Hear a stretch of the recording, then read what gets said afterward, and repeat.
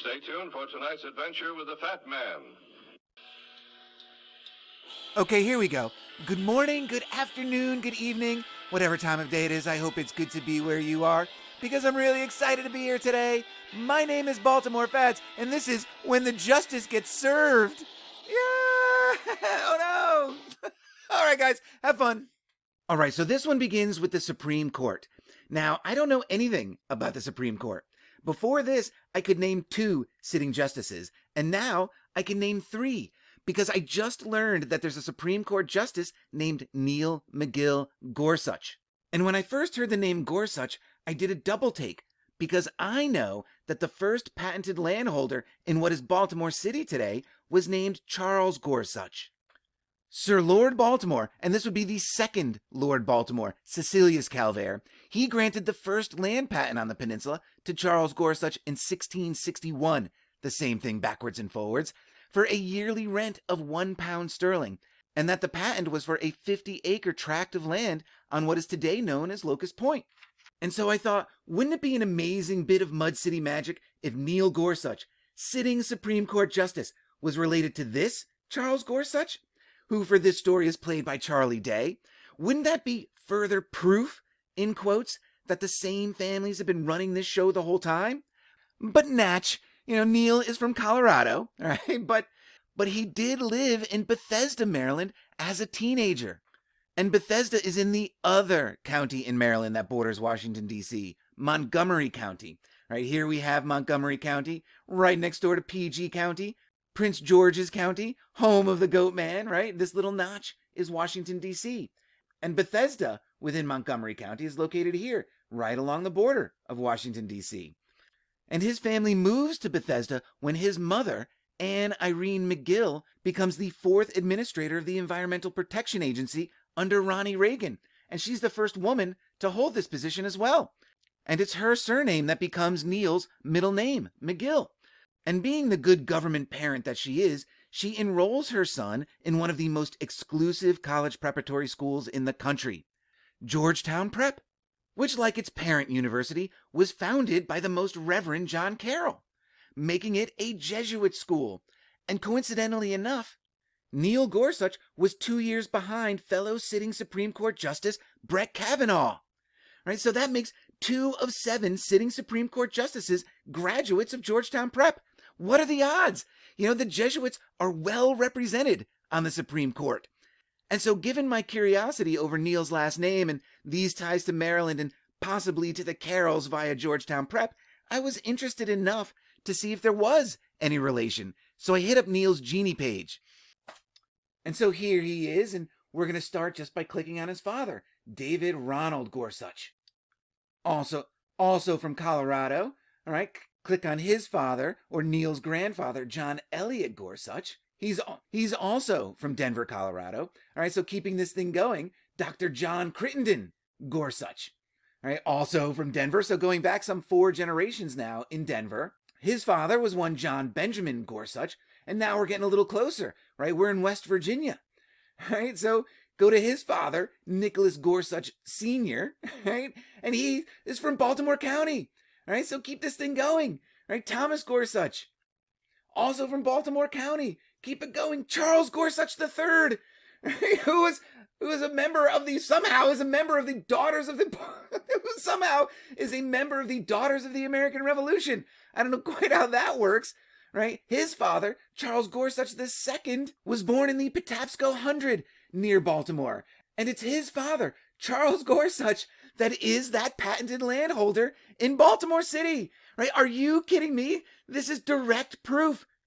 This is direct proof linking a sitting Supreme Court justice to the first patented landholder in Baltimore City. But not only that, the land that Charlie owned is the same land that Fort McHenry sits on today. This is absolutely crazy, right? The same Fort McHenry that the Star-Spangled Banner was written about, the same Fort McHenry that points directly to Mecca. As I've demonstrated time and again on this show, I can connect a sitting Supreme Court justice to all of this.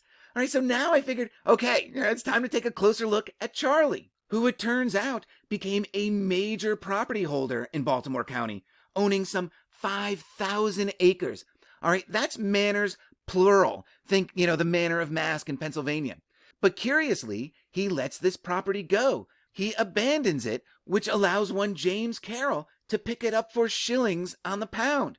This is very curious to me because it reeks of land speculation fraud or something. I don't know. Considering the players involved and what ends up there or may possibly be there already at this time. Who knows? And this James Carroll is one James Finnegal Carroll, and his grandfather was Charles Carroll the Settler. Remember him? Rage Cage's body double, right? The American patriarch of the Carroll family that spawns Charles Carroll of Annapolis and Charles Carroll the Patriot, right? The only Catholic signer of the Declaration of Independence. And though James Carroll doesn't actually hold on to this property very long, according to the records, it is interesting that I can connect the Gorsuch and Carroll names to this very specific piece of property, especially when you consider that the Carrolls and the Gorsuches may have some other common history together. And I say may have because this is pure speculation on my part. But the Carrolls were awarded much of their land in Maryland as a loyalty payment for their service to the king during the First English Civil War. They were royalists, and so too were the Gorsuches. Charlie's father was a Catholic rector removed from his post in 1642, facilitating the family's move to Virginia. And so it is possible that the two families could have ties given their royalist service.